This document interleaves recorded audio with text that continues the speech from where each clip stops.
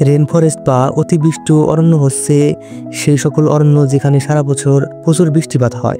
বিশেষ করে গ্রীষ্মকালীয় rain forest গুলোতে বছরে গড়ে 250 থেকে 450 সেন্টিমিটার পর্যন্ত বৃষ্টিপাত হয়ে থাকে। পৃথিবীর রত্ন বা পৃথিবীর বৃহত্তম ঔষধালয় বলা হয়ে থাকে এই গ্রীষ্মকালীন রেন ফরেস্টগুলোকে।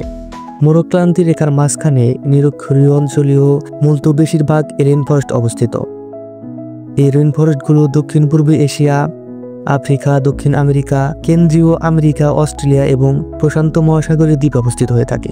পৃথিবীর সবচেয়ে বড় রেন ফরেস্ট হচ্ছে আমাজন। কিন্তু আজকে আমরা এমন একটি বন সম্পর্কে জানব যেটিকে পৃথিবীর দ্বিতীয় বৃহত্তম রেন ফরেস্ট হিসেবে বলা হয়ে থাকে। সুপ্রিয় দর্শক, ইতিহাস চ্যানেলের আজকের এই পর্বে থাকছে কঙ্গো রেন ফরেস্ট এর আদ্রপ্রান্ত।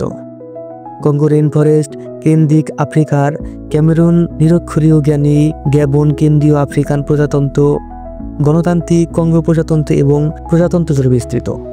1.5 বিলিয়ন বর্গমাইল জুড়ে অবস্থিত এই রেন ফরেস্টটি পৃথিবীর সকল রেন ফরেস্টের সম্মিলিত আয়তনের 18%। বিশ্বের দ্বিতীয় বৃহত্তম নদী কঙ্গো নদী এই রেন ফরেস্টের মধ্য দিয়ে প্রবাহিত হয়। এই রেন ফরেস্টের 2/3 গণতান্ত্রিক কঙ্গো প্রজাতন্ত্রের অবস্থিত এবং ওই দেশের 57% স্থলভূমি জুড়ে এই অরণ্য অবস্থিত। সুবিশাল জীববৈচিত্র্য এবং কেন্দ্রীয় আফ্রিকান লাখ লাখ লোকের জীবিকার যোগান দেওয়ার কারণে এটি অনেক বেশি গুরুত্বপূর্ণ হিসেবে ধরা হয়। বিশেষ করে গণতান্ত্রিক কঙ্গো প্রজাতন্ত্রের 2/3 লোক এই রেন ফরেস্টের উপর নির্ভর করে তাদের খাবার, আশ্রয় এবং ওষুধের জন্য। গণতান্ত্রিক কঙ্গো রেন ফরেস্ট ক্রমবর্ধমান জনসংখ্যা ও দারিদ্র্য এবং যুদ্ধ থেকে উৎখাত হওয়ার দরুন সেখানকার অধিকাংশ নাগরিক বন্য প্রাণীর মাংসের উপর নির্ভরশীল হয়ে পড়েছে। ভাত পেতে কিংবা গুলি করে বন্যপ্রাণী ধরা হয়, সেই মাংস হয় খাদ্য হিসেবে ব্যবহার করা হয়, না হয় তাদের রাজধানী, কেনাশালা ও অন্য অন্য নগর অঞ্চলে বিক্রি করে অর্থ উপার্জনের জন্য এগুলো ব্যবহৃত করা হয়। কাঠ সংগ্রহকারী ও খনি খননকারী কোম্পানিগুলো রেন ফরেস্টের একটা বিরাট অংশ পরিষ্কার করে রাস্তা বানানোর বদলতে শিকারীরা এখন অরণ্যের এমন গহীনে জায়গায় পৌঁছাতে সক্ষম যেখানে তারা আগে যেতে পারত না। এর ফলে গরিলা ও বানরের মতো অনেক প্রাণীর সংখ্যাও কমে যাচ্ছে দিন দিন।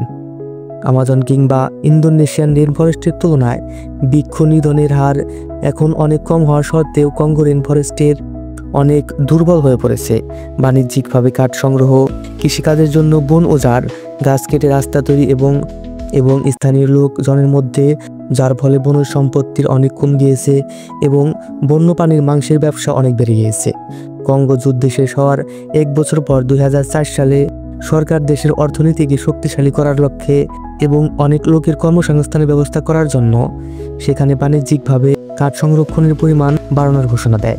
গ্রিনপিসের মতে রেন ফরেস্টের 50 মিলিয়ন হেক্টর অঞ্চলকে কাঠ সংরক্ষণের জন্য বরাদ্দ করা হয়েছে, যার মধ্যে 20 মিলিয়ন হেক্টর শুধু গণতান্ত্রিক কঙ্গো প্রজাতন্ত্রের মধ্যে পড়ে। FAO এর দেওয়া তথ্য মতে 1990 থেকে 2000 সালের মধ্যে কেন্দ্রীয় আফ্রিকা প্রায় 91,000 বর্গ কিলোমিটার রেন ফরেস্ট হারিয়ে গেছে বৃক্ষ নিধনের কারণে। অনুমান করা হয় 2030 সাল নাগাদ কঙ্গো রেন ফরেস্টের 30% বিলীন হয়ে যাবে যদি না বৃক্ষ নিধনের পরিমাণ নিয়ন্ত্রণ করা হয় বা বাণিজ্যিকভাবে কাঠ সংরক্ষণ কমানো হয়। জীববৈচিত্র্য অনন্য এই রেন ফরেস্ট।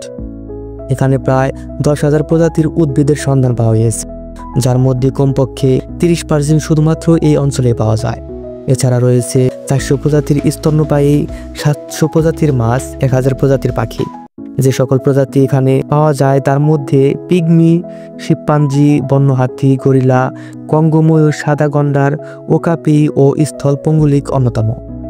তবে এই সকল প্রজাতির মধ্যে অদ্বিতীয় প্রজাতি হচ্ছে ওকাপি, যেটি দেখতে অনেকটা জিরাফের মতো, কিন্তু এর পায়ে সাদা কালো জোড়া কাটা দাঁত মনে করিয়ে দেয় জেব্রার কথা।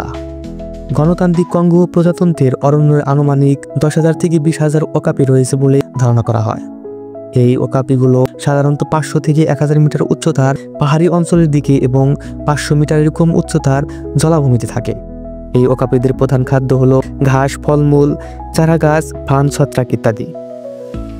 এমন অনেক প্রজাতি গাছ এরা খায় যা মানুষের জন্য বিষাক্ত। ওকাপির বিষটা পরীক্ষা করে দেখা যায় এরা বজ্রপাত ও পুড়ে যাওয়া গাছের কলায়ও ভক্ষণ করে থাকে।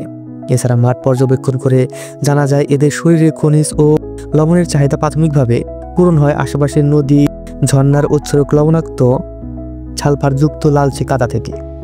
এছাড়া এই রেন ফরেস্টে অনেক বড় একটা অংশ জুড়ে বিচরণ করছে মাংসরাশি আফ্রিকান চিতাবাঘ ও ক্ষিপ্ত প্রজাতির এই চিতাবাঘ টিকটিকি থেকে শুরু করে পাখি, কৃষ্ণসার, মহিষের বাছুর পর্যন্ত সবকিছু শিকার করে থাকে।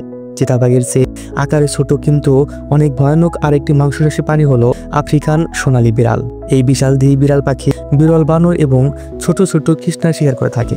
এই অরণ্যের অন্যান্য মাংসাশী প্রাণীগুলো হলো গলায় ছোপ ছোপ দাগযুক্ত নখবিহীন আফ্রিকান ও পাম গন্ধগুলোক এক নকল। এই রেন ফরেস্টে প্রায় 50,000 বছর যাবৎ মানুষজন বসবাস করে আছে অরণ্যে। এখানে সব মিলিয়ে 150টি জাতি বাস করে, যাদের মধ্যে অনেকে এখনো গভীর অরণ্যে শিকার করে আর দলবদ্ধ হয়ে বসবাস করে। এই জাতিগোষ্ঠীগুলোর মধ্যে বিখ্যাত পিগমিরাও আছে, যারা বিভিন্ন নামে যেমন বুতি, আকা, বাকা, টা, এফে নামে পরিচিত। পিগমি পুরুষদের গড় উচ্চতা প্রায় 4 ফুট থেকে 10 ইঞ্চি হয়ে থাকে, আর মহিলাদের গড় উচ্চতা 4 ফুট থেকে 1 ইঞ্চি পর্যন্ত হয়ে থাকে। তাদের এই স্বল্প উচ্চতা তাদেরকে রেন ফরেস্টের ভিতরে সহজে চলাচল করতে সহায়তা করে। তাছাড়াও কম উচ্চতার কারণে তাদের ওজনও কম হয়ে থাকে। এরা 15 থেকে 70 জনের এক একটা দলে একত্রে বসবাস করে। তারা মূলত যাযাবর জীবনযাপন করে থাকে। বছরের বেশ কয়েকবার তারা স্থান পরিবর্তন করে। এক জায়গা থেকে আরেক জায়গায় যাওয়ার সময় তারা তাদের জিনিসপত্র পিঠে বহন করে নিয়ে যায়। তাদের যাযাবর জীবনযাপনের ফলে অরণ্যের তেমন কোনো ক্ষতি হয় না, কারণ তারা কোনো একটি নির্দিষ্ট জায়গায় অনেকদিন থেকে সেখানকার বনজ সম্পত্তি মাত্রাতিরিক্ত ব্যবহার করেন না।